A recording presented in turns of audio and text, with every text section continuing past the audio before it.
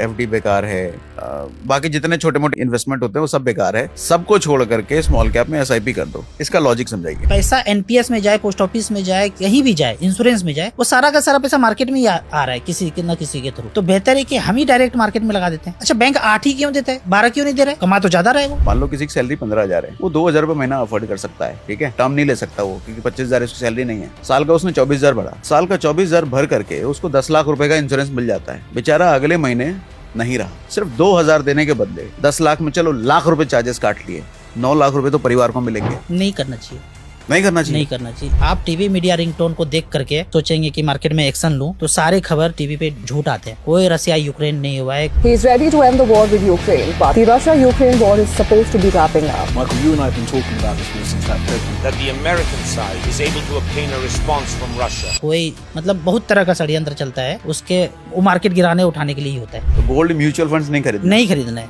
क्यों? नंबर है सिर्फ, कहीं कोई गोल्ड नहीं ले रहा है। हार्ड गोल्ड लेना है, वाइफ को कंगन पहनाना है, मंगलसूत्र पहनना है, टीका लगाना है, हार्ड गोल्ड खरीदना है। क्योंकि जो आपने पेपर पे गोल्ड लिया वो सिर्फ पेपर और नंबर है।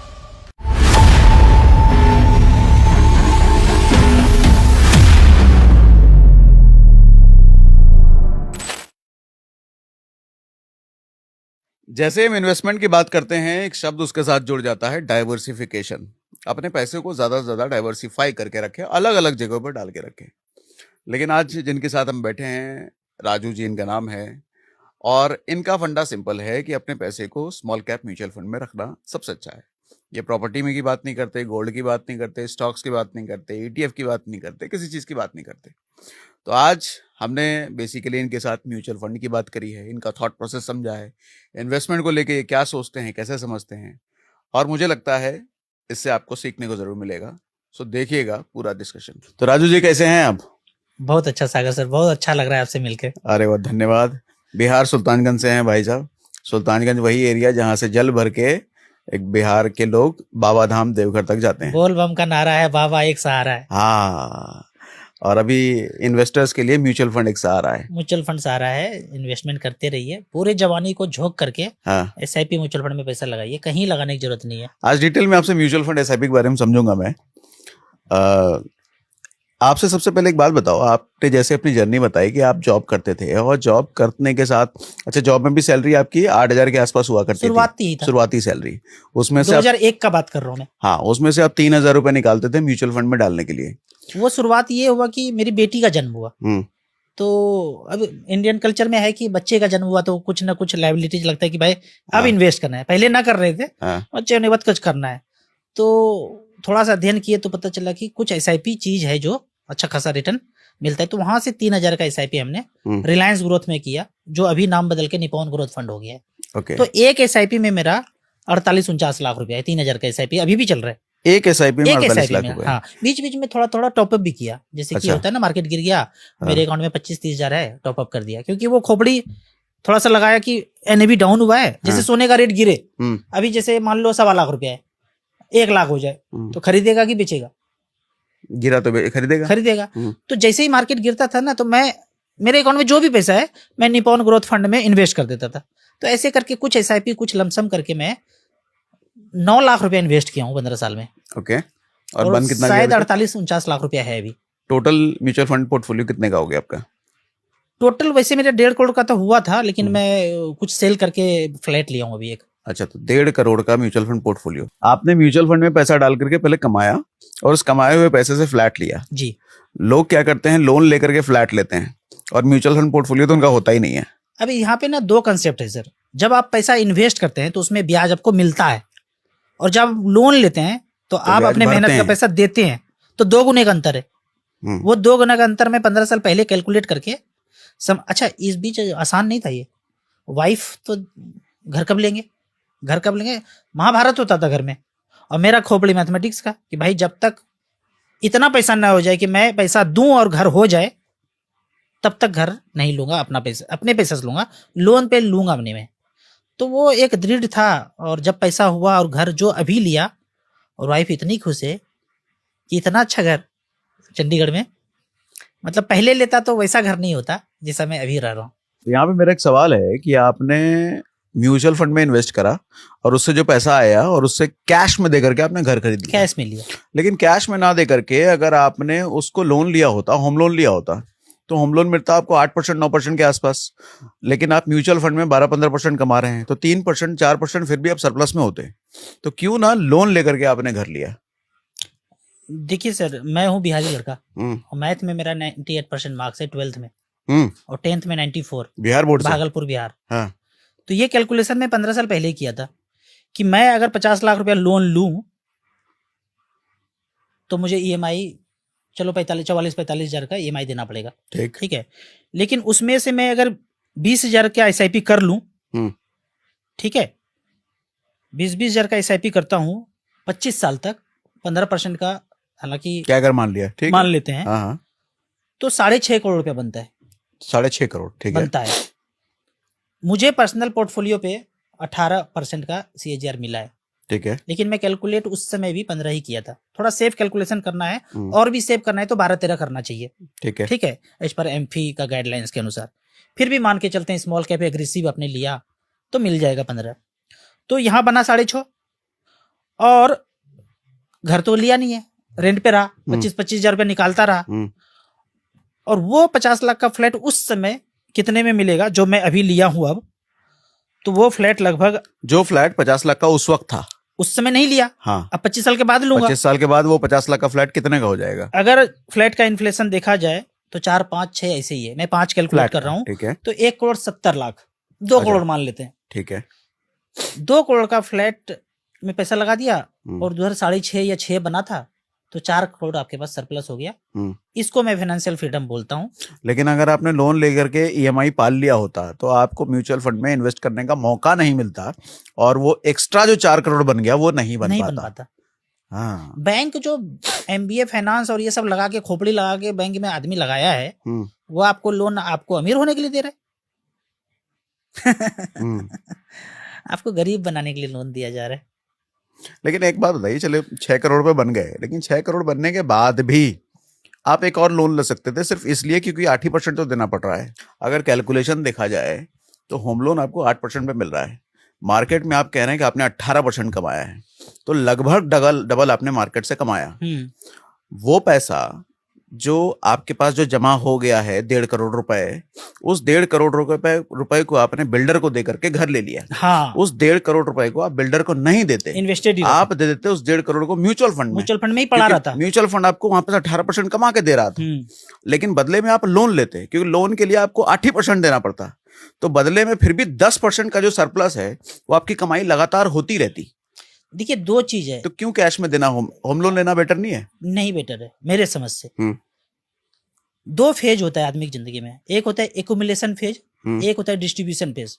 जब तक जवानी दीवानी है, आपका जवानी यंग शरीर है, तब तक आप एक्यूमुलेट करके रिस्क ले रहे हैं, धुआंधार आप रिस्क लीजिए। लेकिन आपके बच्चे बड़े हो गए, 10th में, 11th में, 12th में है, 2-4 साल के बाद शादी करेंगे, आपका एज हो गया, मेरा एज हो गया, तो अब रिस्क वाला काम नहीं करना है। जब आप लोन लिए, ईएमआई भी तो देना पड़ेगा। खुदा ना खास्ता जो मैं काम कर रहा हूं उसमें कुछ ऐसा अड़चन आ गया, ईएमआई ना भर पाऊं, तो फंस जाएंगे ना कहीं, तो लायबिलिटी परिवार पे आ जाएगी। मार्केट क्रैश कर जाए, क्रैश होता नहीं है, किया जाता है हमेशा। ठीक है, वो 9/11 कोरोना या अगला वाला क्लाइमेट चेंज या एलियन अटैक, ये कराया जाएगा। तो ऐसा कुछ आ गया तो षड्यंत्र, तो फंस जाएंगे हम, रोड पे आ जाएंगे। बैंक तो लेगा कर, वो उतारेगा, ताला लगाएगा, ईएमआई लेता रहेगा, ताला लगाएगा, बाहर निकालेगा। तो वो रिस्क जवानी में ले लीजिए, बाद में नहीं लेना है। तो आपने बोला कि मेरे दिमाग में भी आया कि भाई, अच्छा मान लीजिए कि मेरे अकाउंट में 2 करोड़ है और 10 करोड़ हो जाए, क्या करेंगे? क्या पैसे का सुकून चाहिए जिंदगी में। किसी को पैसा हर महीने 50-50 हजार दे रहे हैं, आपको थोड़ा सा दिमाग में रात में किट कर रहा है कि भाई 1 तारीख आ गया, 50 हजार देना है। अब किसी को नहीं देना है तो चैन से सो रहे हैं। मैं सोता हूँ चैन से, किसी को देना ही नहीं है। बहुत ज्यादा पैसा का करेंगे क्या? इसलिए ज्यादा पैर, कबीर का के ना, ज्यादा पैर नहीं पसारना, जितना चादर है उतने पर रहना है। तो ऐसा है तो आप स्मॉल कैप्स की बात क्यों करते हैं ज्यादा? जवानी में रिस्क, अच्छा थोड़ा रिस्क के बाद डिस्ट्रीब्यूशन फेज में थोड़ा सा। इसका फायदा मुझे समझाओ। आप कहते हो कि एफडी बेकार है, बाकी जितने छोटे मोटे इन्वेस्टमेंट होते हैं वो सब बेकार है, सबको छोड़ करके स्मॉल कैप में एसआईपी कर दो। ये भी हम थोड़ी देर पहले बात कर रहे थे, इसका लॉजिक समझाइए। लॉजिक सिंपल है, और ये मैं 15 साल पहले सोचा था। सोचा क्या था, मैं बैंक में पैसा दे रहा हूं, बैंक कहाँ लगा रहा है, वही कंपनी वही मार्केट। पोस्ट ऑफिस में दे दिया, मान लेते हैं पोस्ट ऑफिस के पास 10 लाख करोड़ है, वो 10 लाख करोड़ कहाँ पे है, उसी मार्केट में तो है। जरूरी नहीं है, कहाँ बैंक तो बैंक का मेन बिजनेस लोन देना है। किसको? तो बैंक आपसे पैसा लेकर के लोन देता है। नहीं, ज्यादातर कॉर्पोरेट्स को, कॉर्पोरेट को दे, इंडिविजुअल्स को दे, लोन देता है। हाँ। बैंक का मेन बिजनेस लोन है। ठीक है, मार्केट में ही है ना। हाँ, पैसा तो मार्केट में गया ना। ठीक है। तो मार्केट में अगर रिटर्न आपको ज्यादा मिल रहा है, ठीक है, एसआईपी के मोड से या सेंसेक्स में जो रिटर्न पिछला आपको दिया है, देखिए क्या है ना, हमारे पास डाटा है अब कि 12-13% तो लार्ज कैप दिया है और स्मॉल कैप मिड कैप ज्यादा रिटर्न दिया है। तो पैसा एनपीएस में जाए, पोस्ट ऑफिस में जाए, कहीं भी जाए, इंश्योरेंस में जाए, वो सारा का सारा पैसा मार्केट में ही आ रहा है किसी के ना किसी के थ्रू। तो बेहतर है कि हम ही डायरेक्ट मार्केट में लगा देते हैं। अच्छा, बैंक 8 ही क्यों देता है, 12 क्यों नहीं दे रहे? कमा तो ज्यादा रहे वो, 8 ही क्यों दे रहे? देना चाहिए 12-13 देना चाहिए। अपनी कमाई तो भी रखेगा, अपनी कमाई रख रहा है तो वो कमाई मैं नहीं रखने दूंगा ना। अच्छा, वो कमाई मैं नहीं रखने दूंगा, तभी तो मैं फाइनेंशियल फ्रीडम जल्दी पा लिया, लोग नहीं पा रहे। वो मैं निकाल दिया उसका पोर्शन, तो वो मुझे मिल गया मलाई। ओके, नहीं तो वो मलाई खाता। अभी थोड़ी देर पहले आपने बोला कि बुढ़ापे में रिस्क नहीं लेने का, मार्केट क्रैश हो गया तो, लेकिन आप कह रहे हो कि स्मॉल कैप में डालना। हाँ चलो, जवानी में ही स्मॉल कैप में सारा पैसा डाल दो, एफडी नहीं, एनपीएस नहीं, सेफ वाला इंश्योरेंस नहीं, कोई भी सेफ इन्वेस्टमेंट आप मना कर रहे हो, कह रहे हो कि स्मॉल कैप में डालो। 15 साल तक। 15 साल का मतलब क्या? 15 साल उम्र तक का 15 साल? उम्र मतलब आपने 30 साल से शुरू किया, हाँ, तो 15 साल 45 साल के एज तक स्मॉल कैप में डालते गए। ठीक है। आप उठा के डाटा देख लीजिए वेबसाइट पे जाकर के कि लार्ज कैप लिया और स्मॉल कैप लिया, तो आपको डबल का रिटर्न का अंतर पता चलेगा। थोड़ा सा और डाटा 20-25 साल चले जाएंगे तो और ज्यादा अंतर पड़ जाएगा। मैं एक उदाहरण लेता हूँ, 95 में 2 फंड शुरू हुआ था, रिलायंस विजन फंड और रिलायंस ग्रोथ फंड। एक लगभग लार्ज कैप कैटेगरी का फंड और एक लगभग स्मॉल कैप कैटेगरी का फंड। एक का एनएवी शायद मुझे लगता है 2000 है और एक का 4000 है। मतलब 1 लाख का वैल्यू एक जगह तो 4 करोड़ बना है, एक जगह 2 करोड़ बना है। ओके, इतना अंतर है लार्ज कैप और स्मॉल कैप में। तो मेरे पास तो टाइम है ना, मेरे छोटे बच्चे हैं अभी, मैं रिटायर होने नहीं जा रहा हूँ, अभी तो 20 साल मेरा सर्विस बचा हुआ है, तो मैं तो रिस्क ले सकता हूँ ना। जब मैं रिस्क ले सकता हूँ तो मैं स्मॉल कैप में लगाऊंगा। अच्छा, जो स्मॉल है वही तो मिड बनेगा, मिडिल में जाएगा, और वही तो एक दिन लार्ज बनेगा। छोटा कुत्ता का बच्चा है, वो थोड़ा सा बड़ा होगा, फिर बाद में इतना बड़ा बनेगा।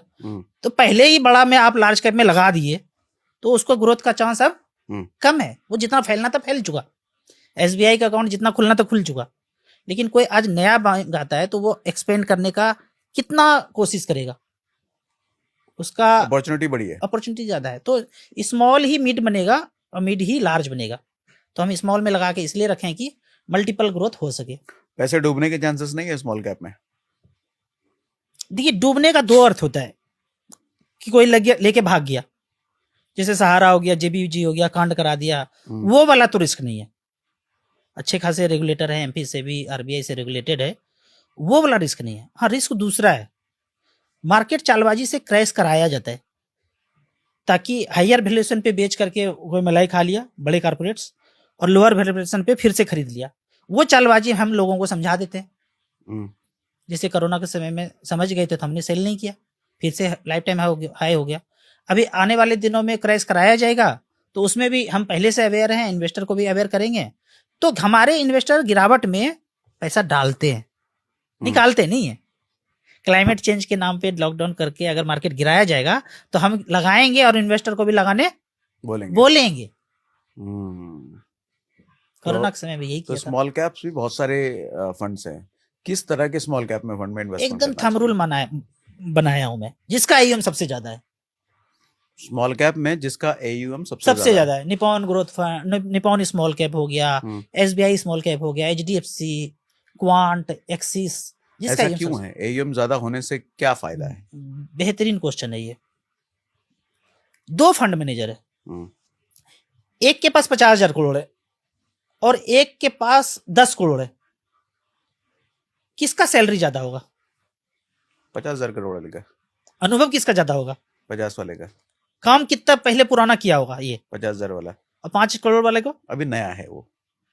नया है, हाँ सैलरी कम होगा। हाँ। तो किसके पास एक्सपीरियंस सब कुछ ज्यादा है, ये सब कुछ है, तो बढ़ने का चांस किसका होगा? अच्छा, 50,000 वाला करोड़ का। और एक आदमी नहीं होगा यहाँ इसके पास, हाँ। टीम होगा। पैसा ज्यादा है तो एक्सपेंस भी कम होगा, की पर्सन उसका फोकस होगा कि भाई एनएवी गिरना नहीं चाहिए, अच्छे सेक्टर में रिसर्च करके डालो। उसके पास इतना ज्यादा पैसा आ रहा है कि वो रिसर्च करने के लिए अपने पैसे को झोंक सकता है। नया नया आया है, छोटा छोटा है, ना पैसा है ना कुछ है, फंड मैनेजर नवसिखवा को रख लिया होगा।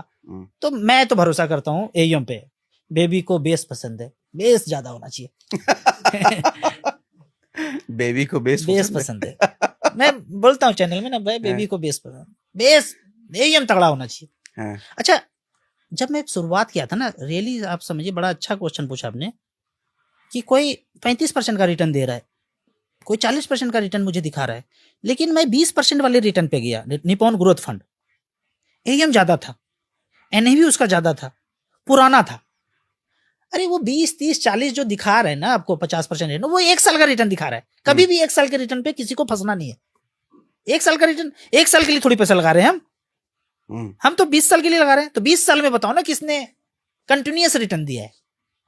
तो कभी भी इन्वेस्टर को 1 साल 2 साल को रिटर्न में देख करके पैसा नहीं लगाना है। आपको देखना है कम से कम 10 साल 15 साल का रिटर्न देखना है, कौन ऊपर है। वो ऊपर है तो उसके पास एयूएम भी ज्यादा होगा, उसके पास नंबर ऑफ इन्वेस्टर भी ज्यादा होगा, उसमें फंड मैनेजर भी अच्छा वाला होगा। तो ये सब मेरा मतलब। तो आपका जो फंडा है, स्मॉल कैप में पैसा डालो, लेकिन स्मॉल कैप वो जिसका एयूएम ज्यादा, एयूएम सबसे ज्यादा हो। एयूएम मतलब एसेट अंडर मैनेजमेंट। मतलब हम लोगों ने पैसा उसमें ज्यादा लगाया है, बाकी कुछ देखने की जरूरत नहीं है आपको। अल्फा बीटा गामा ये सब जो है ना, कुछ नहीं, बकवासबाजी है। उसमें सब है, जिसका एयूएम ज्यादा है ना, सब कुछ समाहित है। अल्फा बीटा सब उसके अंदर समाहित है। अच्छा, पास रिटर्न देखने के लिए आपने मना किया, पास रिटर्न पे भरोसा मत करो। नहीं, 1 साल का रिटर्न, 1 साल का। पास रिटर्न तो देख ही रहे हैं, 15 साल का 10 साल का देख रहे हैं ना। 15 साल 10 साल का देख रहे हैं, लेकिन ज्यादातर ऐप एप्लीकेशंस में 15 साल 20 साल का रिटर्न होता नहीं है, और ज्यादातर फंड्स 15-20 साल पुराने होते भी नहीं है। ज्यादातर है, अभी कम है, बहुत कम है। उसी में लगाना है। अच्छा, जो कम है उसी में लगाना है। पुराने वाले में लगाना है। Old is gold. नया 9 दिन, पुराना 100 दिन। नया 9 दिन, पुराना 100 दिन। अरे वाह। हाँ, इस पे नया पे नहीं जाना है। मैं बोलता हूँ एनएफओ में नहीं लगाना है, कभी नहीं लगाना है, कभी नहीं ना। कारण पहले ये बता दो, एनएफओ क्या होता है, वो तो नहीं पता होगा। न्यू फंड ऑफर 10 रुपया से एनएवी शुरू हुआ। पहले तो हाँ, एक बड़ा अच्छा चीज हो गया कि इन्वेस्टर को ये डाउट हो जाता है या मिसगाइड भी किया जाता है, अरे 10 रुपया का एनएवी सस्ता है और 1000 रुपया 4000 का एनएवी महंगा है, जाहिर सी बात लगेगा। लेकिन ऐसा है नहीं। ये ना 100 रुपया का रॉड है, लोहे का रॉड, और इतना सा 10 रुपये का रॉड है लोहे का। तो कौन सा महंगा है, कौन सा सस्ता है? दोनों बराबर है। अगर 100 रुपया देंगे तो छोटा छोटा 10 टुकड़ा मिलेगा। ये एनएवी 10 रुपया का लिया तो 10 यूनिट मिला, लेकिन 100 रुपया का तो इतना बड़ा रॉड मिला ना। तो बात बराबर है। 100 रुपया का 10% बढ़ेगा तो 10 रुपया बढ़ेगा, 10 रुपया वाला एनएवी 10% बढ़ेगा तो 1 रुपया बढ़ेगा। तो म्यूचुअल फंड में एनएवी से कोई मतलब नहीं है। तो जब बात बराबर है तो एनएफओ भी तो बराबर ही हुआ। एयूएम कम है, फंड मैनेजर नवसिखवा है, लेकिन कंपनी हो सकती पुरानी हो, होने दीजिए। अब जैसे मान लो तो दूसरा है, एसबीआई का कोई नया फंड आता है, नहीं लगाना है, बिल्कुल नहीं लगाना है। क्यों? एसबीआई स्मॉल कैप जिंदाबाद, एसबीआई मिड कैप जिंदाबाद, SBI large and mid cap जिंदाबाद, एसबीआई कॉन्ट्रा फंड जिंदाबाद। जब इतना जिंदाबाद है तो दूसरे में क्यों जाना है? डाइवर्सिफिकेशन के नाम पे आदमी को मन करेगा, नवसिखवा नया नया आया है, थोड़ा पैसा इसमें भी डाल देते हैं। खेल सकते हैं आप, खेलने के लिए देख सकते हैं, वेल्थ क्रिएशन के लिए पुराने में जाना है। ये अच्छी बात बोली, खेलने के लिए। खेलने के लिए लगा दिया 5000, देख रहे हैं, देख लीजिए। वो सारे फंड जो अच्छे रिटर्न देंगे वो पैदा ले चुके हैं, अब नया पैदा नहीं लेगा। वो मार्केटिंग है एनएफओ। सबको लगा दो, एडवाइजर को लगा दो, आरएम को लगा दो, सबको लगा दो, निकालो मार्केट से पैसा। कितना निकालते हो? 10 रुपये के नाम पे। एक्चुअली मिसगाइडिंग है। सेबी को, एमपी को इस पे रोक लगाना चाहिए। रोक लगाया भी बहुत हद तक। पहले एनएफओ हर सप्ताह लॉन्च होता था, अब नहीं होता है। तो मिसगाइडिंग है। मेरे समझ से अगर मेरे को अगर ऊपर हूं ना, अब मेरे हाथ में कुछ हो तो मैं एक ही म्यूचुअल फंड रखूंगा, इंडियन इक्विटी म्यूचुअल फंड, एक फंड बस, ओनली एक fund, no small cap, no mid cap, no large cap, and कुछ नहीं, एक डाइवर्सिफिकेशन, डूबने का कोई चांस ही नहीं है। ओके तो आपने मिड कैप को खारिज कर दिया, लार्ज कैप को मिड खारिज कैप कर दिया, चलेगा, एक मिड मिड कैप कैप चलेगा, चाहिए, एक ठीक मिड कैप है। चाहिए। फ्लेक्सी कैप वगैरह कम टाइम है ना, 7 साल 8 साल है तो फ्लेक्सी कैप मल्टी कैप में जाना है, हम्म, 12 साल 15 साल के ऊपर टाइम है तो स्मॉल कैप मिड कैप में जाना है।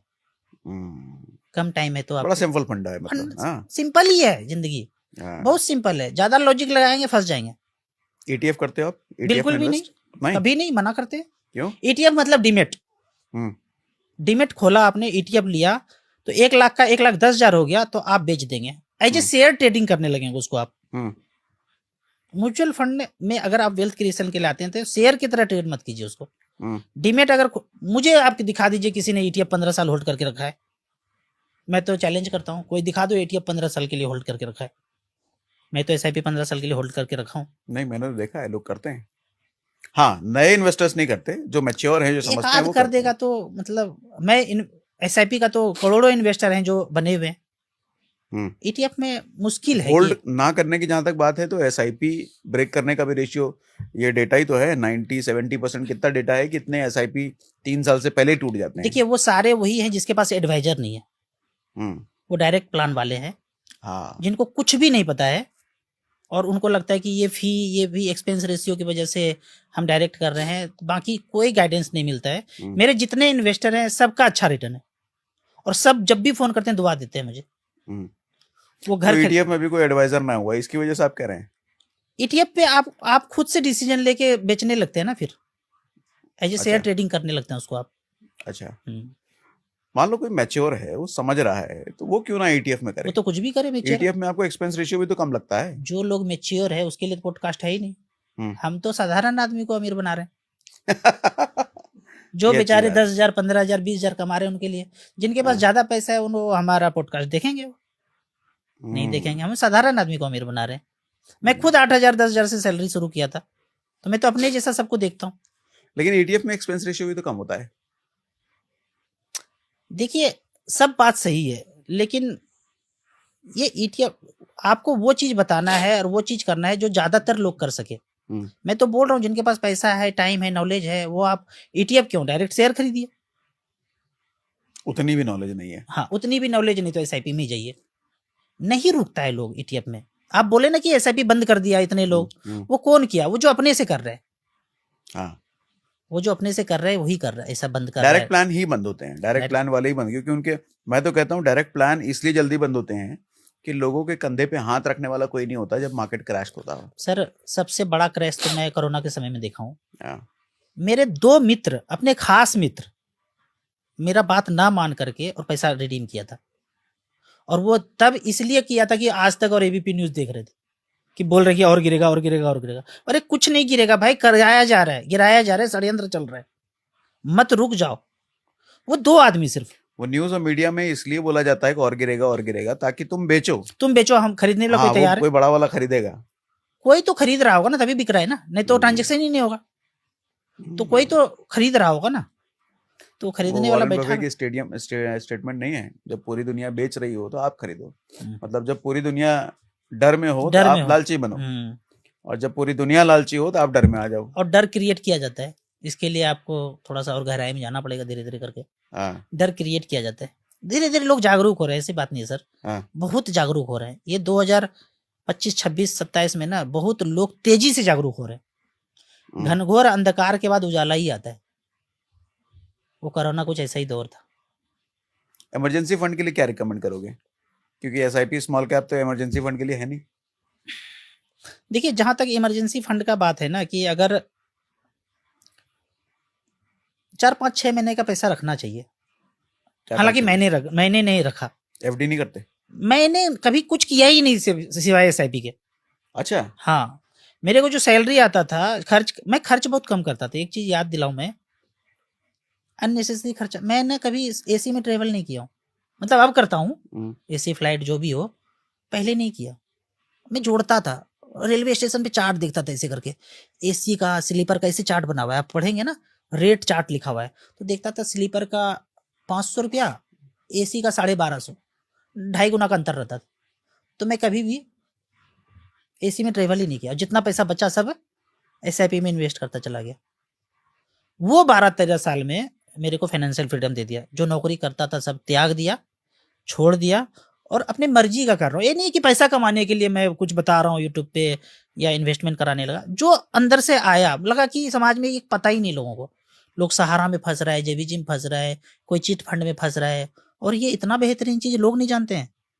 तो बताना शुरू किया अपनी मर्जी से, लोग अच्छा प्यार दे रहे हैं। तो मैं सच में कभी कुछ नहीं किया। पैसा लेकिन खूब लोगों के लिए क्या कहते हैं, इमरजेंसी फंड बनाना चाहिए कि नहीं बनाना चाहिए? रखना चाहिए। 4-5 महीने के लिए पैसा कहाँ रखना रखना चाहिए। चाहिए 4-5 महीने? FD, नजर के सामने, जिगर के पास, बगल में जाके पैसा निकाल के चेक से निकलिए, काम कर लीजिए एकदम। FD कुछ नहीं, इमरजेंसी मतलब जब भी निकालूं पैसा आ जाए, एकदम बगल वाला ब्रांच में, सबसे नजदीकी, सबसे नजदीक। बोला नजर के सामने, जिगर के पास। मैं तो वो कहता हूँ कि वो वाला बैंक में FD करो। जैसे कई सारे बैंक्स होते हैं कि आप FD जैसे ब्रेक करोगे खट से आपके सेविंग अकाउंट में आ जाएगा, लेकिन कई सारे बैंक्स होते हैं वो समय लेते हैं। तो ऐसे बैंक में FD नहीं करने का। जो बटन दबाते, कैंसिल का बटन दबाते ही आपके सेविंग में पैसा होना चाहिए, वो FD सबसे अच्छा है। हाँ, इंटरेस्ट थोड़ा 1-2% आगे पीछे हो चलता हाँ, है, हाँ। लेकिन बटन दबाते ही सेविंग में आना चाहिए। हाँ, ये भी है, सुविधा है अगर ऑनलाइन आप कर सके। लेकिन ज्यादातर लोग जिनको जानकारी नहीं है तो बगल के ब्रांच में जाके कर लेंगे, चलो एक दिन के बाद आ जाएगा। सबके पास तो वो एक्सेस नहीं है ना, सबके पास तो बगल में ब्रांच है, चलो गांव में एक ब्रांच होगा, जाके कर लिए। देखिए सब ऑनलाइन में आएंगे नहीं। तो जिनको जैसा सुविधा समझ में आता है वैसे ही करे। तो ऑफलाइन जिनके पास है वो सबसे पास का ब्रांच हो, हाँ, ऑनलाइन जिसके पास है वो तुरंत आना चाहिए, वो वाला बैंक, वो वाला कर सकते हैं। म्यूचुअल फंड के ज्ञाता है तो SBI short term debt fund है, अच्छा फंड है, FD टाइप है। SBI short term debt fund, SBI liquid fund, HDFC liquid fund. कुछ फंड के नाम बताओ अच्छे, स्मॉल कैप्स। स्मॉल कैप, हाँ, निपॉन स्मॉल कैप, और SBI small cap, HDFC small cap, SBI 250 index fund, बेहतरीन। और ये सारे रेगुलर फंड बोलते हो आप, डायरेक्ट नहीं? डायरेक्ट मतलब आपको बताने वाला कोई नहीं है, सारथी नहीं है वहां पे, वहां कोई गाइड नहीं करेंगे आपको। आप अर्जुन तो हैं, लेकिन बिना कृष्ण के अर्जुन है। मैं बड़ा अध्ययन किया, ठीक है, और नहीं, हमारे भी ऊपर रहे गुरु जिन्होंने गाइड किया, जिनसे सीखा चीज। अमित पालीवाल सर हैं, तो काफी चीज सीखा उनसे। और जब भी कुछ प्रॉब्लम आता है तो उन्हीं से पूछते थे, गाइड लेते थे, तो बहुत कुछ सीखा उनसे। Thank you so much sir, Amit Paliwal sir, आप सुन रहे होंगे तो। ठीक है। लार्ज कैप बिल्कुल नहीं? वेल्थ क्रिएशन हो गया, टारगेट पूरा हो गया, उसके बाद एज हो गया ना 50-55, थोड़ा सा लार्ज कैप में रख दिए, बैलेंस फंड में रख दिए। अब रिस्क नहीं ले सकते हैं, बूढ़े हो गए हैं, इतना रिस्क नहीं ले सकते हैं, जो होना था हो गया। पेंशन फंड में पैसा डालना चाहिए यूथ को? नहीं, बिल्कुल नहीं, कभी भी नहीं, कभी नहीं ना, सब चालबाजियां हैं। वो पेंशन फंड कहाँ लगाएगा? मार्केट में। तो मार्केट मतलब स्मॉल कैप, आ जाओ। किसी एज ग्रुप वाले को पेंशन फंड में डालना चाहिए? किसी चलो यूथ ना डाले, जो 40 का हो गया वो डालना शुरू तो पेंशन फंड में कितने दिन के लिए रखेगा? कोई भी एज का रखे। अगर 40 वाला है तो 20 साल के लिए कभी नहीं रखना है, कभी भी नहीं रखना है। अगर वो ये बोलता है पेंशन फंड कि मैं 100% पैसा स्मॉल कैप में लगाऊंगा, तब पेंशन फंड चुनूंगा, पर ऐसा है ही नहीं। स्टार मार्केट पढ़िए ना, 40% डेट में रखूंगा। क्यों भाई? डेट मतलब, डेट में क्यों? डेट मतलब तुमने लोन पे दिया, डिवेंचर खरीदा 8% 9% पे, पर कंपनी तो 20% का प्रॉफिट कर रहा है, तो हमें तो 20% चाहिए। वो तो इक्विटी में मिल सकता है। इक्विटी मतलब स्मॉल कैप, मैक्रो कैप। किसी को 1 करोड़ पे बनाना है, सैलरी आज 12-13 हजार रुपए है, कैसे बनाए 1 करोड़ और कितने दिन में बन जाएगा? देखिए 1 करोड़ बनाने का टारगेट आपने बोल दिया, लेकिन बोला सैलरी की 12-13 हजार है। चलो 12,000 ले लिया, चलो 12 हजार है, 1,000 निकाल लीजिए आप, 500-500 का 2 SIP कर लीजिए। SBI small cap, Nippon small cap. अगला 500 रुपया फिर आए तो SBI 250 इंडेक्स फंड। अगला सैलरी फिर बढ़े तो 500-500 को 1,000 कर दीजिए। धीरे धीरे बढ़ेगा, धीरे धीरे प्यार को बढ़ाना है, हद से गुजर जाना है, धीरे धीरे करके। हमने 3,000 का SIP किया, फिर 5,000 का किया, फिर 10,000 का किया, फिर 12,000 का किया। जैसे जैसे इनकम बढ़ता गया करते गए। 1 करोड़ कब तक बनेगा 12,000 कमाई वाले को? नहीं, 12,000 पे रुका थोड़ी रहेगा। अगर आप कहते हैं कि 1,000 रुपया SIP करता रहे, तो कैलकुलेट करके देख लेंगे ना कैलकुलेटर पे कितने दिन में बनेगा। मतलब समझ लीजिए कि 25-30 साल करे और 1000 से थोड़ा बढ़ जाए 2000 तो हो जाना चाहिए, हो जाएगा। बड़ा टाइम देना पड़ेगा फिर, अगर कम पैसा है तो टाइम देना पड़ेगा। और देखिए जिनका 12,000 सैलरी है ना, वो चाहते भी नहीं कि 1 करोड़ हो जाए मुझे, वो नहीं चाहते, ना चाहते हैं, कैसे चाहेंगे? वो 15-20 लाख ही चाहेंगे। अरे कैसे चाहेगा? वो थोड़ी चाहेगा कि मुझे जो है i10 कार मिल जाए। ख्वाब देखेंगे, चाहेंगे नहीं। मतलब वहां तक जा ही नहीं पाएंगे, मैं ये बोलना चाह रहा हूँ। वो घर लेंगे तो 20 लाख 25 लाख का लेंगे, 2 करोड़ का घर थोड़ी बुक करने जाएंगे, वो थॉट ही नहीं जाएगा वहाँ। नहीं जाएंगे। मैं अपने जीजा जी को बोलता था, याद आ गया कि जीजा जी इतना पैसा जमा कीजिएगा ना तो 2 करोड़ रुपया हो जाएगा। बोले 2 करोड़ का जरूरत ही क्या है? बोले जिसके पास पैसा नहीं है उसको जरूरत ही नहीं है, हमारे पास नहीं है तो जरूरत नहीं है। वो याद आता है। तो जिनके पास नहीं है तो वो उतना बड़ा देखते नहीं है। हाँ, मैं ये कहता हूँ 10,000 12,000 15,000 का सैलरी है तो जरूर आप 1,000 का SBI स्मॉल कैप से शुरुआत कीजिए। कुछ नहीं खरीदिए, मैं फिर बार बार बोल रहा हूँ, कुछ नहीं खरीदना है। 1,000 का SBI स्मॉल कैप शुरू कीजिए, फिर 1,000 आता है तो निपॉन स्मॉल कैप शुरू कीजिए। कोई डिस्क्लोजर देने की जरूरत नहीं। सेबी MP सब हैं, एक फंड में पैसा लगाया 250 कंपनी में चला गया। ये जो आप सीधा नाम ले रहे हो SBI निपॉन, ये इस पे गाइडलाइन के अगेंस्ट नहीं है, ये आप ऑन कैमरा ही नाम ले रहे हैं। नहीं ऐसा कुछ नहीं है। नाम तो बोलेंगे ना, होटल में खाने आएंगे कोई मेन्यू में कि सबसे अच्छा क्या मिलता है, बोलेंगे ना मैं बिरयानी मेरे यहाँ सबसे अच्छा बनता है। लेकिन रिकमेंडेशन के तहत नहीं आ जाएगा? नहीं, नाम ही बोला हूँ। फिर तो बोलेंगे ना लास्ट में कि सर ये सब सलाह है, read offer documents carefully before investing. वो सब बोलेंगे कि बाद में डिस्क्लेमर में भी आप लगाएंगे। किसी ने वो तो क्लिप नाम ही तो बताया है, क्लिप काट करके सेबी को भेज दिया तो भेज देंगे तो क्या बोले, मैं नाम ही बोला हूँ। वो फंड खराब थोड़ी है, चिट फंड थोड़ी है। आप चिट फंड तो अलाउ नहीं किए। SBI स्मॉल कैप है, फंड है, 1,000 रुपया शुरू किया है। बाकी जब समझ में आता है दूसरा फंड शुरू कीजिए। कॉन्फिडेंट हो आप? लेकिन मैं कुछ गलत तो कर ही नहीं रहे, गलत करने वाला डर है ना, मैं क्या गलत कर रहा हूँ? आपने ऑथराइज किया है स्मॉल कैप को, SBI का 15 साल से फंड चल रहा है, नाम क्यों नहीं लेंगे? उनको तो पता ही नहीं है। मैं नाम ना बोलूंगा तो आराम जाकर पैसा इन्वेस्ट कर देगा, चिट फंड में कर देगा। नाम तो बोलना पड़ेगा, कैसे नहीं नाम बोलेंगे? ठीक है, नाम नहीं बोलेंगे आप सर तो बैंक जाएंगे और उनको चिपका दिया जाएगा इंश्योरेंस। इंश्योरेंस में तगड़ा खेल चल रहा है। क्या बताओ, इंश्योरेंस के बारे में भी पूछना था आपसे मुझे, क्या सोचते हो? इंश्योरेंस SIP प्लान है इंश्योरेंस, और वो SIP प्लान बोल रहे हैं। मतलब कंफ्यूज होके लगेगा नहीं कि म्यूचुअल फंड है। ये नाम ऐसा दे दिया इंश्योरेंस ने अपने प्रोडक्ट का कि लगेगा कि वो म्यूचुअल फंड है। तो आपने तो नाम बोला नहीं। मैं तो साफ साफ बोलता हूँ, चेक घर से लिख के ले जाओ, SBI स्मॉल कैप 1,000 अब दे दो। कहाँ लगेगा पैसा? म्यूचुअल फंड में ही लगेगा। मतलब धोखाधड़ी बहुत ज्यादा है, तो इसलिए नाम बोलना है। क्यों इंश्योरेंस बुरा है? लूट है, लूट, बुराई नहीं है, लूट है। अब देखिए कैसे बुरा बोलते हैं, आप बोलते हैं कैसे। 1 लाख रुपए का प्रीमियम है, 1 साल दिया, ठीक है, बोला आपको 5 साल मिनिमम देना है। 1 साल दिया, 2 साल दिया, तीसरे साल मर गया मैं, लिखा हुआ है कि आपको कुछ नहीं मिलेगा। मर गया मतलब मर नहीं गया, हाथ पैर टूट गया, अब देने का इनकम नहीं है, क्षमता नहीं है, आपको 1 रुपया नहीं मिलेगा फैमिली को। या मैं ही गया पैर व्हील चेयर पे कि भाई दे दो, 2 लाख रुपए जमा है। नहीं सर, 5 साल देना पड़ेगा, देना पड़ेगा। अक्षर में लिखा है, छोटा छोटा में साइन किया आपने, 5 साल देना पड़ेगा। Policy lapse. अरे है ही नहीं भाई, कौन बनाया होगा नियम? अपना वाला तो नहीं बनाया है, कोई 7 समंदर पार बैठा है वो नियम बना रहा है। लेकिन इंश्योरेंस का ये भी तो है ना, आपने एक ही प्रीमियम दिया है, डेथ हो गई, SIP 5,000 के बदले 50 लाख नहीं देगा। ये लालच है, ये लालच है, ये लालच है कि मर जाएंगे। कितने लोग मरते हैं? अरे बहुत केसेस हैं। नहीं, कितने बहुत केसेस, 1%। हाँ, 1% 99, बाकी 99% तो फंस रहा है ना। फिर नहीं, 1% तो हम तब देख रहे हैं जब हम 100 लोगों को देख रहे हैं।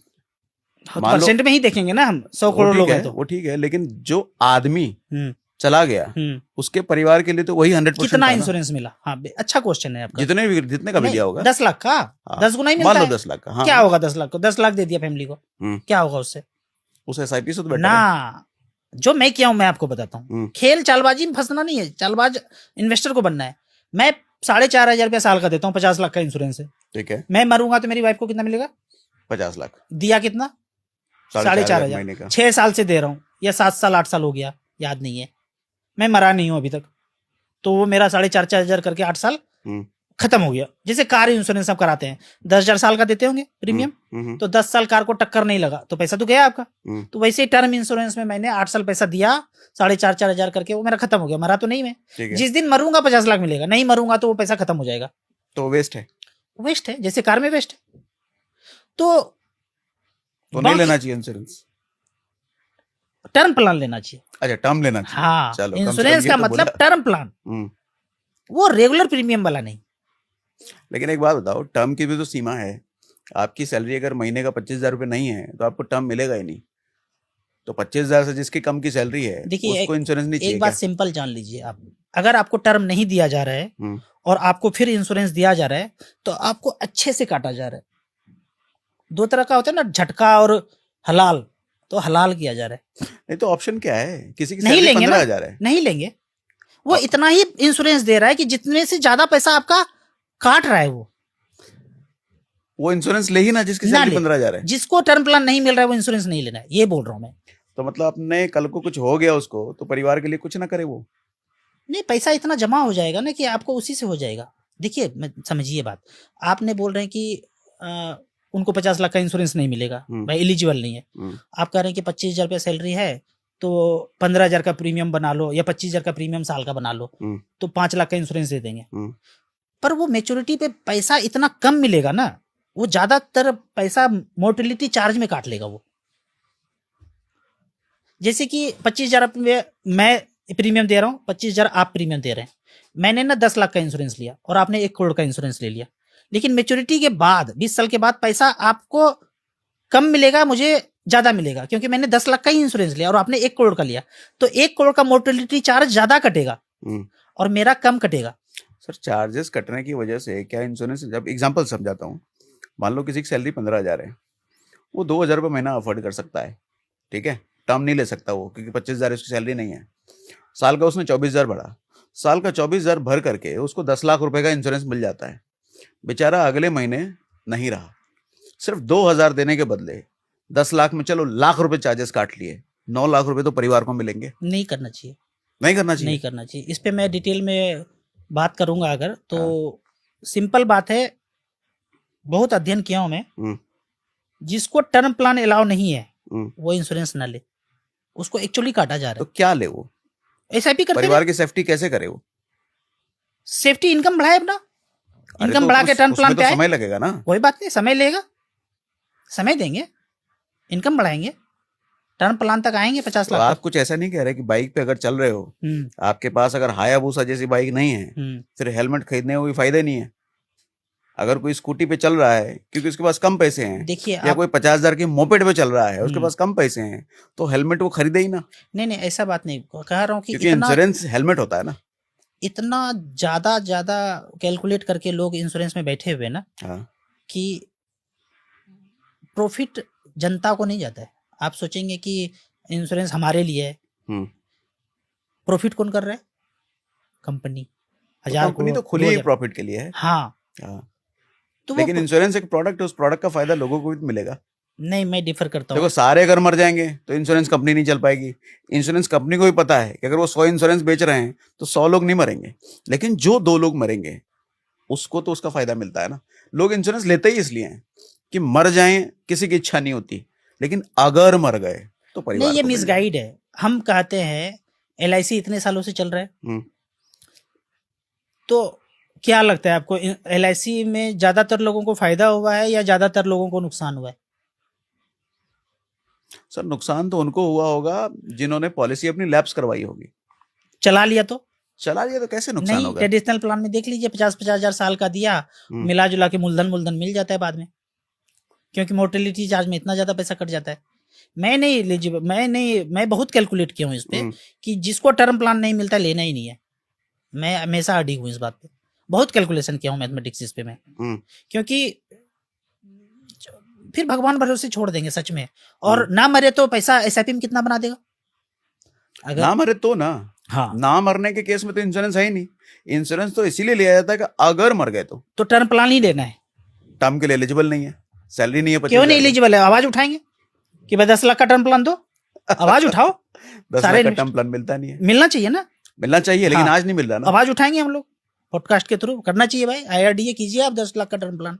हाँ, करना चाहिए मिलना तो आपको। चाहिए, तो गलत है। 500 रुपया का प्रीमियम लीजिए गरीब आदमी से। गरीब आदमी को भी जीने का हक है ना भारत देश में। तो 10 लाख का टर्म प्लान बनाइए, 20 लाख का टर्म प्लान बनाइए, बनाना चाहिए आपको। आप ऐसे पद पे हैं कि गरीबों का सोचना चाहिए। 80 करोड़ लोग गरीब हैं, गरीबी रेखा के नीचे हैं, उनके लिए सोचना चाहिए। जो अमीर हैं तो अमीर तो हैं ही पहले से, गरीबों के लिए आपको सोचना चाहिए। ये बात बिल्कुल सही है कि भैया जो पैसे वाले हैं उनके लिए सारी व्यवस्था है, जो पैसे वाले नहीं हैं उनके लिए कोई व्यवस्था नहीं है। कितना देर लगता जबकि है? होना ये चाहिए कि जिनके पास पैसा नहीं है उनके लिए सरकार उनके लिए व्यवस्था ज्यादा करे। सुविधा होना चाहिए, ज्यादा चीज होना चाहिए। हाँ, सरकार को ज्यादातर वोट देने वाले वो लोग हैं जो अच्छी अर्निंग नहीं कर पाते नहीं हैं, कर पाते हैं। तो उनके लिए सरकार नहीं सोचती। ये बात तो है। करना चाहिए, टर्म प्लान करेंगे उनके धीरे लिए होना चाहिए। 5 लाख का भी टर्म प्लान होना चाहिए, 2 लाख का भी टर्म प्लान धीरे होना धीरे चाहिए। आवाज उठेगा तो शायद 10 लाख का टर्म प्लान होना चाहिए। मुझे लगता है कि जरूर होना चाहिए। नहीं, भविष्य में तो हो ही जाएगा। अब हम आप जैसे लोग अगर सोशल मीडिया पे बात कर रहे हैं अवेयर कर रहे हैं तो आज न कल सरकार के कानों तक पहुंचेगी पहुंचेगी, और ये बिल्कुल होगा, लेकिन अभी ही हो जाना चाहिए। हो जाना चाहिए। अच्छा, ये बताओ सरकारी योजनाओं के बारे में क्या सोचते हो? बहुत सारे सरकारी बीमा भी अवेलेबल हैं जो सरकार मुहैया कराती है लोगों के लिए। जहां वर्ड सरकारी आ गया हाँ, सारे स्कीम से दूर रहना है, बिल्कुल नहीं कराना है।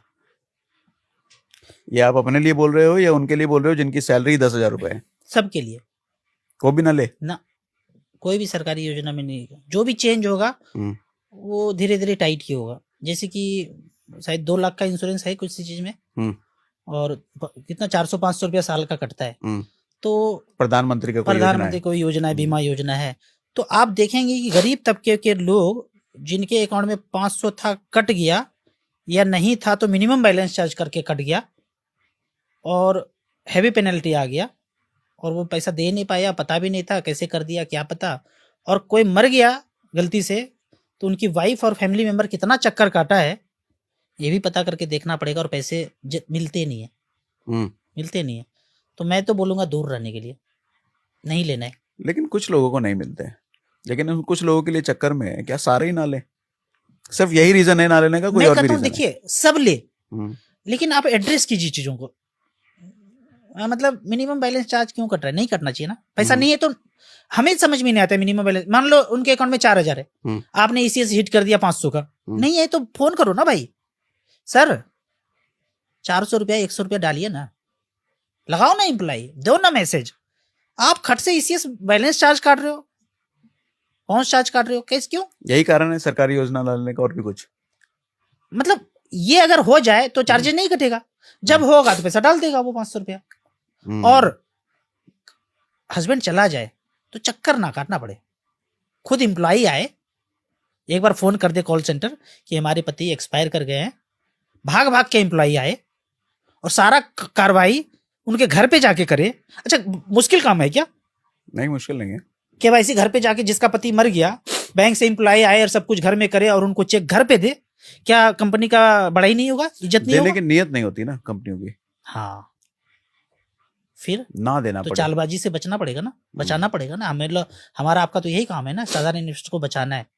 अगर सच में ऐसा क्रिएट समझिए कि एक्सिस बैंक का किसी ने इंश्योरेंस लिया और उनके एम्प्लॉय जा रहे हैं 2 लाख का चेक देने के लिए, क्या फोटो लाइट कैमरा एक्शन होगा और सोशल मीडिया पे भेजेंगे कि वहां जाके हमने 2 लाख रुपया उनके पति एक्सपायर कर गए, 2 लाख 5 लाख 10 लाख दिए, क्या छोटा सा स्माइल होगा परिवार में? होगा कि नहीं? मेरे सोसाइटी में एक गार्ड एक्सपायर कर गए, हम लोग चंदा वगैरह करके 2 लाख रुपया किए, उनके फैमिली आए, थोड़ा तो राहत मिला होगा ना, बुला के दिए। क्या ऐसा बैंक नहीं कर सकता? सरकारी योजना नहीं कर सकता? क्यों नहीं करते? करना चाहिए आपको। ठीक है, आप ऐसे पद पे हैं, शक्तिशाली हैं, जो मरे उनको घर पे जाके चेक दीजिए। अब जरा रियल एस्टेट इन्वेस्टमेंट के बारे में बताओ, उसमें उसके बारे में क्या राय है आपकी? म्यूचुअल फंड स्मॉल कैप तो हो गया, रियल एस्टेट देखिए, जिनके पास पैसा जीवन जीने से ज्यादा हो गया वो आप इन्वेस्ट कीजिए कहीं भी, रियल एस्टेट में कीजिए। पहला 1 करोड़ रुपया आपको अपने जीवन के लिए रखना है हमेशा लिक्विड। उसके बाद पैसा हो तो आप घर ले लीजिए। घर हमेशा लोन पे नहीं लेना है, बता ही दिया हूँ, अपने पैसे से लेना है। कार जब भी आपको 10 लाख 20 लाख का लेना है, उसका 4 गुना अकाउंट में आपको पैसा होना चाहिए। मैं इसलिए बोल रहा हूँ कि आप ऐसे समाज में लोगों को फंसते हुए देखे हैं कि कार रखा हुआ है घर पे और ईएमआई देने में असमर्थ हो रहे हैं और डगमगा रहे हैं, फाइनेंशियल कंडीशन खराब होते जा रहे हैं, क्योंकि उसने पड़ोसी को देख करके कार ले लिया, जरूरत नहीं था उनको। तो इन सब चीजों से बचना है। तो जिनके पास पैसे कम है, 50,000 कोई लाख रुपए कमा रहा है, तो रियल एस्टेट में इन्वेस्टमेंट नहीं, इन्वेस्टमेंट मतलब देखिए, मैं वही बोला, अगर 50,000 1 लाख कमा रहे हैं तो आपका लिक्विड एसेट 1 करोड़ रुपया होना चाहिए। लिक्विड एसेट मतलब इन्वेस्टमेंट ऐसा जगह की जहां से निकाल सको। मान लो 20 लाख रुपया अचानक जरूरत पड़ा, लेकिन आप तो सारा पैसा एसआईपी स्मॉल कैप में डलवा रहे हो, तो अचानक पैसा का जरूरत पड़े 4 और दिन में मार्केट अगर गिरा हुआ है नहीं, तो वो कैसे? मार्केट गिरा हुआ है, अभी गिरा हुआ है जैसे मान लेते हैं, हाँ, तो मेरा तो 18-19% का रिटर्न दिखा रहा है, मैं निकाल लूंगा। आप लंबे समय से हो ना, तो लंबे समय अभी के कोई बाद 2 ही साल करना से आया है तो तो 2 साल वाले को तो निकालना ही नहीं है ना, 15 साल के बाद ही सोचना है निकालने के लिए। थोड़ा लिक्विड पैसे की जरूरत पड़ गई तो तो वो तो 5-6 महीने के लिए रखना है आपको, एफडी। एफडी। वही बोलता तो बगल में बैंक में रखना है 5-6 महीने का पैसा।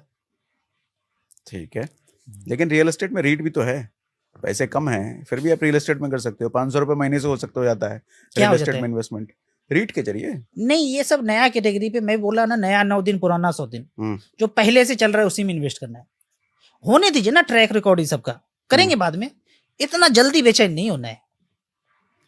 पहले से ट्रैक रिकॉर्ड है स्मॉल कैप मिड कैप का, उसमें ही करते रहेंगे। 500 का एसआईपी उसमें नहीं करेंगे, नया वाला में, पुराने वाले में करते रहेंगे, पक्का। पक्का। तो सेफ गेम सोच रहे हो आप, पूरी सेफ तरीके गेम, से सेफ गेम। चलो ये अच्छा है, ठीक है।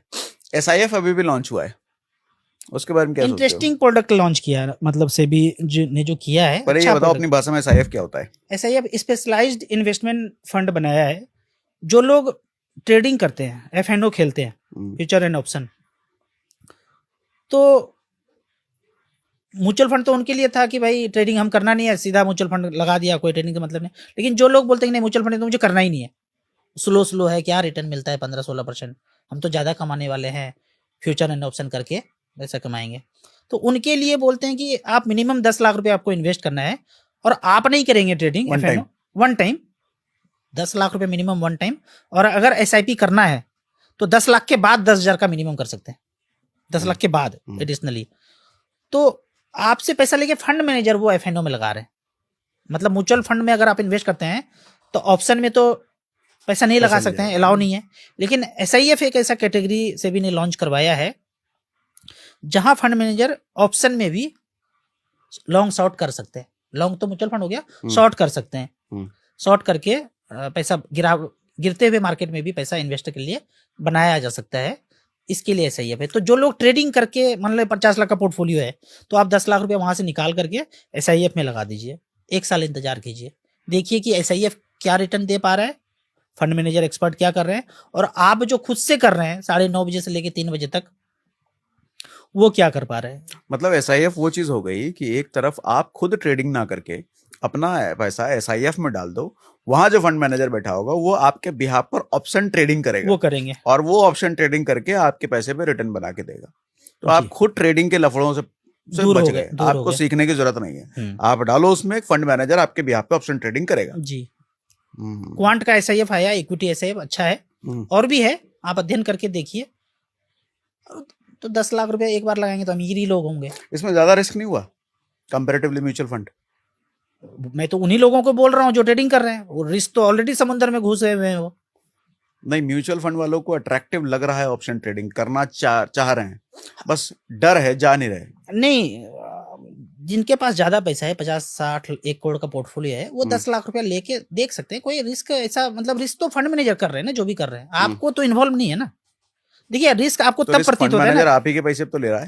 नहीं, आप इन्वॉल्व नहीं है तो आप दूर हैं, वो टेंशन वो कर रहे हैं। तो जाएगा तो अपना ही पैसा जाएगा ना, जाएगा कहीं नहीं, वो रेगुलेटर हैं इतने, जाएगा। देखिए जब जाने का बात करते हैं ना, फिर वो मार्केट क्रैश का बात आता है। मार्केट क्रैश होता है, कराया जाता है, होता नहीं है। तो वैसे स्थिति में आपको एडवाइजर जो पहले से हैं वो आपको गाइड करते रहेंगे। आप टीवी मीडिया रिंगटोन को देख करके सोचेंगे कि मार्केट में एक्शन लूं, तो सारे खबर टीवी पे झूठ आते हैं। कोई रसिया यूक्रेन नहीं हुआ है, कोई मतलब बहुत तरह का षड्यंत्र चलता है, उसके वो मार्केट गिराने उठाने के लिए ही होता है।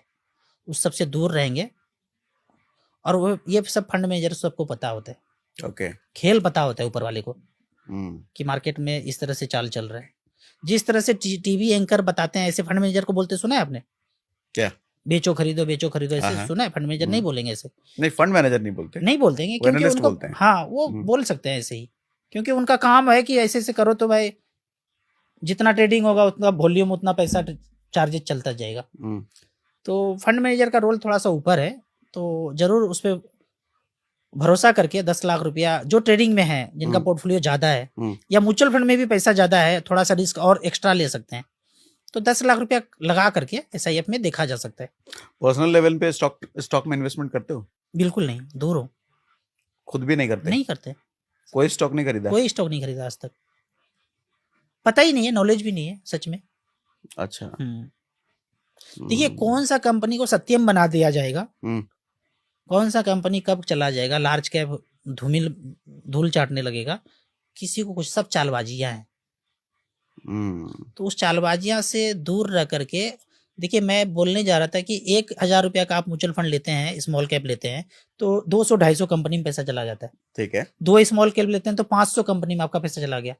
अब हमारे पैसे को डूबने के लिए 500 कंपनी को डूबना पड़ेगा। आपने शेयर खरीदा, सत्यम लिया, रिलायंस लिया, अदानी लिया, कौन क्या कब गिरे, मार्केट गिराया जाए किसी को नहीं पता है, तो BP बढ़ जाता है, हार्ट अटैक होने लगता है। तो वो सब नहीं करना है। इन्वेस्टमेंट म्यूचुअल फंड में करते रहिए, ज़्यादा रिस्क लेना है SIF में कीजिए, माइक्रो कैप कीजिए, पैसा धीरे धीरे बन जाएगा, वेल्थ क्रिएट हो जाएगा। अचानक से पैसा बनाने का कोशिश मत कीजिए, टाइम लगता है। फंडे क्लियर हैं आपके? मतलब ETF नहीं करना, स्टॉक्स नहीं करना। मैंने देखा है ना समाज में, पागल बने हुए पैसा बना नहीं है। ट्रेडिंग भी नहीं करते हो? नहीं करते हैं। ट्रेडिंग के समय तो मैं सोता हूँ धूप में 3 घंटा फिक्स है, 9 बजे से लेकर 12 बजे तक धूप में सोऊंगा मैं। आप फोन करेंगे, मैं धूप में मिलूंगा फल खाते हुए। पैसा जिंदगी जीने के लिए ना भाई, हाँ। चेहरे पे चमक लाने के लिए। नींद हराम करने के लिए नहीं है। हाँ, नींद हराम करने के लिए नींद नहीं हराम है। करने के लिए थोड़ी है। पैसा को पैसे के लिए नहीं भागना है, पैसे को अपने पीछे भगाना है। जब हो गया वेल्थ क्रिएट तो अब सुख चैन का जिंदगी जिएंगे ना। सोने में पैसा डाला है? सोने से याद आया, सोने में पैसा डाला है? सोने में पैसा मतलब मैं मना करता हूँ कि सॉफ्ट कॉपी नहीं लेना है, वो हार्ड नहीं लेना है। नहीं, उल्टा बोल रहा हूँ मैं। मतलब गोल्ड में सॉफ्ट में पैसा नहीं लगाना है, जैसे म्यूचुअल फंड्स गोल्ड में नहीं लगाना है, सॉफ्ट में। तो गोल्ड म्यूचुअल फंड्स नहीं खरीदना? नहीं खरीदना है। क्यों? नंबर है सिर्फ, कहीं कोई गोल्ड नहीं ले रहा है। हार्ड गोल्ड लेना है, वाइफ को कंगन पहनाना है, मंगलसूत्र पहनाना है, टीका लगाना है, हार्ड गोल्ड खरीदना है। क्योंकि जो आपने पेपर पे गोल्ड लिया वो सिर्फ पेपर और नंबर है। आपने गोल्ड लिया तो कहीं गोल्ड होना चाहिए ना। जैसे आपने 5 लाख का गोल्ड लिया, तो आप क्या सोचते हैं कि आपके बदले में सरकार ने या किसी ने भी गोल्ड रखा होगा उतना सा? ऐसा है नहीं। लेकिन आप मंगवा तो सकते हैं ना। किससे? अरे रिडीम करने के सारे ऑप्शन होते हैं ना। कल रिडीम करके पैसा आएगा ना। डिलीवरी लेना चाहें, नहीं सोने की डिलीवरी लेना चाहें, ले सकते हैं आप। देखिए फिर वही बात है, 1 करोड़ लोगों ने गोल्ड खरीदा सॉफ्ट, 1 करोड़ आदमी मांग ले डिलीवरी नहीं दे पाएगा, है ही नहीं। 100 करोड़ का लोग का बैंक में पैसा है, सब लोग जाके पैसा मांग ले, बोलेगा है ही नहीं। ये तो कहीं भी होगा, ये तो कहीं गलत भी हो रहा होगा। है ना। अब ये कुछ इस तरीके से हुआ कि अगर किसी सोसाइटी में 1000 फ्लैट हैं, वो 1000 फ्लैट वाले सारे एक साथ अगर पार्क में आ जाए तो पार्क में खड़े रहने की जगह नहीं होगी। लेकिन सारे एक साथ नहीं आते ना। उसी तरीके से एक साथ अगर एक बैंक में 1 लाख कस्टमर हैं, वो 1 लाख कस्टमर पहुंचेंगे तो सच में बैंक के पास पैसा नहीं होगा देने के लिए। लेकिन 1 लाख कस्टमर एक बार नहीं जाते ना। हाँ ये है, लेकिन जब आपने गोल्ड का क्वेश्चन पूछा ना, तो मैं चैनल पे यही बोला हूँ कि सॉफ्ट कॉपी ना लेके हार्ड में ही लगाना है। और हार्ड भी मैं खरीदा हूँ, जो भी थोड़ा बहुत कंगन वगैरह बना के दिया हूँ मैं नहीं खरीदा हूँ। मैं सच बोल दो, फिजिकल गोल्ड खरीद के दिया हूँ, थोड़ा बहुत जो भी दिया हूँ। पैसा बनाना है तो स्मॉल कैप में बनाया हूँ, बस सिंपल बात है। स्मॉल कैप माइक्रो कैप में लगाया, वहीं बनाया। बाकी ऑप्शन है, मैंने नहीं लगाया। लोग लगाते हैं, लगाएं, अपने समझ से लगाएं, मैंने नहीं लगाया। ठीक है। अब एक लाख सवाल का जवाब दीजिए। एक सिनेरियो बेस्ड पूछता हूँ। किसी के 2 बच्चे हैं, ठीक है, मिडिल क्लास फैमिली है। क्या करे ऐसा कि बच्चों का फ्यूचर सिक्योर हो जाए, रिटायरमेंट के लिए फंड भी बन जाए और लाइफ में एक टेंशन फ्री हो जाएगा, अपने पास एक एसेट इन्वेस्टमेंट तो जमा हो रहा है। देखिए कितना भी कमाता हो उससे मतलब नहीं होता है, हम्म, चाहे वो 10 कमा रहा हो, 20 कमा रहा हो, 50 कमा रहा हो, 1 कमा रहा हो, जितना भी कमा रहा हो, कम से कम कमा रहा हो इसके हिसाब से बता रहा हूँ कि 1,000 रुपया का 2 बच्चों के नाम पे 2 SIP कर लीजिए स्मॉल कैप में, हम्म, एक SBI स्मॉल कैप, एक निपॉन स्मॉल कैप, थोड़ा अध्ययन भी कर लीजिए। मैं तो जस्ट आपको नाम के लिए नाम बता रहा हूँ, ऐसे नहीं कि इसी में कर देना है, अध्ययन करने के लिए कि नाम कहीं के लिए नाम बता रहा हूँ। हाँ मतलब सर्च करोगे तो देखोगे ना, तो 10 फंड आएगा तो और भी सर्च करोगे, और नाम ही नहीं बताओगे तो देखोगे क्या, पता नहीं इंश्योरेंस में घुस गए, सहारा को ढूंढने लगे, क्या नाम बता दिया। अब आप सर्च कर लो थोड़ा सा जो अच्छा लगता है, AUM जरूर देखना है, वो जो बताया है बेस पसंद है तो AUM ज्यादा होना चाहिए, उसमें लगा देना। 1,000 का 2 SIP ले लिया स्मॉल कैप में, रिटायरमेंट के लिए आप 2 से 3,000 रुपया आप फिर स्मॉल कैप माइक्रो कैप जिसका AUM ज्यादा है उसमें आप लगा के छोड़ दीजिए 20 साल तक, इतना पैसा बन जाएगा कि बच्चे का रिक्वायरमेंट पूरा हो जाएगा, तो भी पैसा बच जाएगा। AUM कितना होना चाहिए, ये कैसे जाने लोग? 5,000 करोड़ से ऊपर।